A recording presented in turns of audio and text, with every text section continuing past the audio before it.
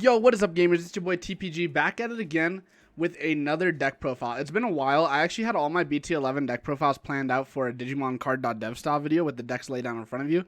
But I've actually been testing for nationals with a few decks. So I think the first profiles we're going to showcase are decks that I actually have been testing and potentially taking to nationals. That being said, we're going to start with the deck that I have been having a lot of fun with and actually feel really confident in, and that is Mervamon Crossheart.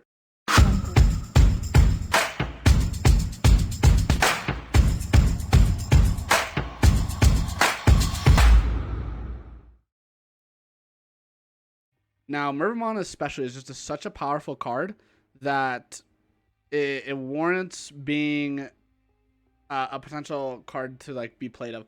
Now, the OCG had 4x4 when Merva was legal, which makes it a little better. We don't have that, but we still have the power that Merva offers to the deck, which is essentially just killing your opponent incredibly quickly. So let's hop right into the deck profile. But before we do, I did want to say one thing. All of my deck profiles like this are actually streamed live on Twitch. So we are in Twitch right now. So if you're seeing this when it's uploaded, go check out the links in the description down below to join my Twitch community as well as my Discord community where you can get notifications every time we go live. That being said, let's hop right into the deck profile. So for our eggs, we just play 4 eggs. It's 4 Pikmon. Pikmon's the only egg you really want to play in Crossheart. It allows you to draw a card when attacking if it's a Crossheart Digimon, which, spoiler alert, all of your rookies, all of your cards are actually Crossheart cards. So you're always going to get that draw off Pikmon, and that is incredibly valuable. For our options, we actually play, because we're Mervamon and not X7, we do play option cards. So the first one is the limited Sunrise Buster, followed by the limited Reinforcing Memory Boost.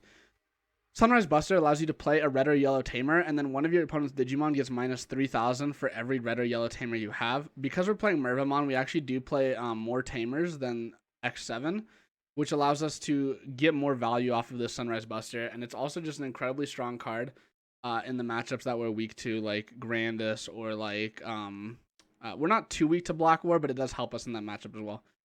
And then Reinforcing Memory Boost is one of the most powerful memory boosts in the game, giving you 3 memory back as well as recovering 1 and searching, basically filtering 2 cards as well. Very strong. The last option we play is 4 Blinding Ray. Blinding Ray is, you can play Gravity Crush as well, but I like Blinding Ray more because it's live more often because you will always have the yellow egg, as well as because of the more tamers we're running, we actually don't need Gravity Crush. We'll still be hitting the memory threshold to Mervamon and keep our turn, because that's only 7 memory. And I say only 7 memory, but this deck gets a lot of memory. So that's it for our option cards. It's also crazy, little tangent, but Blinding Ray is so funny, because this card used to be like the bane of every player's existence in like set 4, set 5 a little bit too. But I was playing a guy yesterday who started in set 7, and he didn't know what Blinding Ray did. I had to explain it, and I was like, wait, this is so weird. But if you guys are new to the Digimon card game, hey, thank you for coming and checking my videos, and I hope you're enjoying the card game so far. Yeah, and that's what Blinding Ray does. You trash the top security, and you gain 2 memory, just so you know. This card used to be really, really powerful. For our tamers, we are playing a lot of tamers. We're playing 3 Zenjiro. Zenjiro is the one that plays Ballistamon, and then also allows you to suspend him to gain a memory when you play a Crossheart. 2 of the triplets. We only need 2 because it's not our primary dual tamer in this deck, but it does give you the extra Taiki effect to Digicross from your sources, as well as gaining an additional memory and drawing a card when you put a cross underneath it on your turn. Now, our primary dual tamer is actually Taikari. The second effect comes up almost not at all, but sometimes I use it when I can, just to make sure like some dudes are living when I want them to.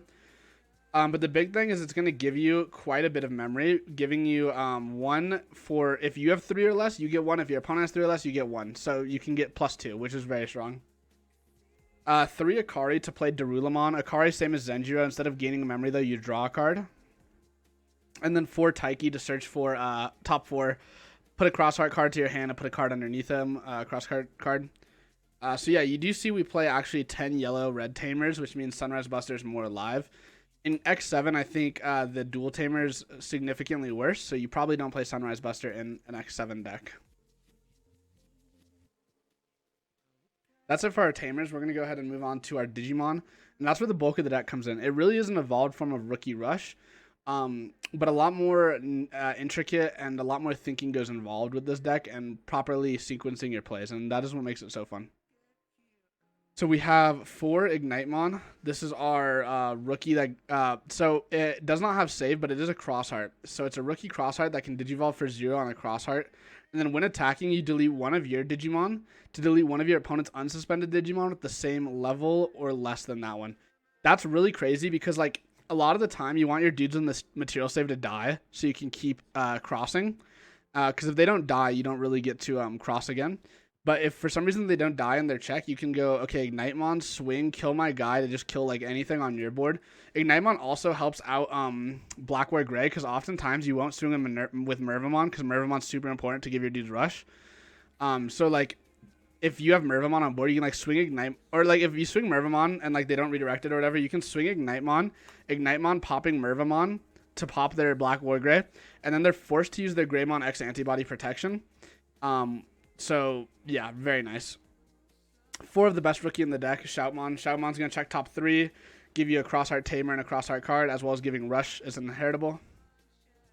4 Pikmons, inheritable draw 1, has save. The rest of them all are going to have save. The only one that doesn't is Ignitemon.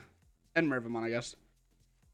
1 Shoutmon plus Star Sword. I actually think this card's super sleeper. One of this deck's worst matchups is, like, not worst matchups, but, like, Bloom and Grandis, if they play the Pomimon that says I can't play Digimon with card effects, like that hurts me a lot because that stops Mervamon entirely. And this card actually does minus 3k and then minus 2 if you deletes a 2k or less if you cross 2. So if they have 2 Pommies on board, you can minus 3 to 1 and then pop the other. It's very strong. For the level, so that's our rookies. I also need to mention Shoutmon plus Star Sword has a really important effect that it counts as a Starmons or a Shoutmon at all times. So if you're crossing and you don't have one of these, you can actually use the Star Sword. Obviously, it's better if you have the Shoutmon because it gives Rush. But if you have Mervamon on board, then you don't really need the Rush. Inheritable. For the level 4s, we play 4 Ballistamon. Again, it has save, but this time it also has blocker. It only has blocker if you have a Crossheart or a Tamer with Crossheart, but you usually always do. And then it gives Piercing as an inheritable, which is very nice. 4 Darulamon does minus 3k on play if you have a Tamer or a Cross. Then save, as well as non-optional when it attacks, you minus 2k to your opponent's security for the turn. And then we play 1 X4. Wish we could play more. It's limited though, unfortunately. So X4, what it does is allows you to on play draw 2. And then also end of attack, you get to place all the sources underneath a Tamer to unsuspend that Tamer and delete this Digimon. And it has material save 2, by the way. And then 4 X3. X3 is literally just budget X4. So instead of drawing 2 random cards, you actually get to check top 3, add 2, which is significantly better in my opinion. Or add 2 crosses. But then it has instead of having that on deletion or the end of attack skill, which is really good, it has a start of your turn skill where you can delete it to gain 1 memory, which does come up if your opponent leaves it. And then to round off the deck, we play the 3 Mervamon. Mervamon is super, super strong. Mervamon has so when you Digicross, it has Digicross 3, but only it's Digicross 3 1 card with Crossheart in its name or in its traits. And it has the skill that when Digicrossing with it, you can actually use cards from your trash. And that's where Ignitemon comes up because Ignitemon doesn't have save, so it's always going to go to your trash. And it has a skill when you play a Digimon by a card effect once per turn, all turns, gain a memory. So Mervamon has on play / when Digivolving. You get to play 1 purple Digimon from your trash, 1 purple or level 4 or lower from your trash, or 1 level 4 or lower with Crossheart. But if you Digicross, you get to add 1, so you get 2. And then all your Digimon with Crossheart or Retaliation also gain Rush and Blocker. So it turns all of your Crosshearts into blockers and then rushers. And it gets back 2. So like I said, it costs 8 to Digicross because the Digicross 3. So that's a lot of memory. But if you put Ignitemon underneath from your trash, it costs 7 effectively because the Ignitemon gains you 1 back, or the Ignitemon. And you get to bring 2 back. And you can, it does activate on play. So you can bring back X4, you can bring back X3, you can bring back Shoutmon, you can bring back Darulamon. It's crazy. It's very strong. And then because you're gaining the 1 memory back, it's only going to be 7. Also, because it's all turns, if one of the problems with the Green Tamer is it only gains you a memory on your turn when you play a Digimon. But because of Ignitemon, you're actually going to gain a memory. If you check like one of the green or the yellow Tamer in security, and you play out a Darulamon or a Ballistamon, you'll actually gain that memory off Ignitemon, potentially choking your opponent during their turn and on their plays. So that is the deck. That is Mervamon. The deck's very, very strong. I definitely think you should give it a try if you are interested in playing Crossheart. I do think both it and X7 have things going for it. I definitely think though if you're going to play Crossheart, you should play one or the other. It doesn't really. You can play both, right? And I know some people who do, but I prefer to lean towards one direction and always make sure you're optimizing your plays by going towards one direction. So that being said, if you want to play Mervamon, I would probably play it pure and not mix it with Cross 7. But at the end of the day, because of it is a card game and you get to build your own decks, you can use my deck as a baseline and then change it however you want and put Cross 7 if you want to. That being said, guys, thank you so much for making it to the end of the video and watching. If you liked, please don't forget to comment, like, subscribe, all that good stuff. Click that notification bell, and then go check the links in the description down below to join my Discord community and my Twitch community. I will see you all next time. Bye.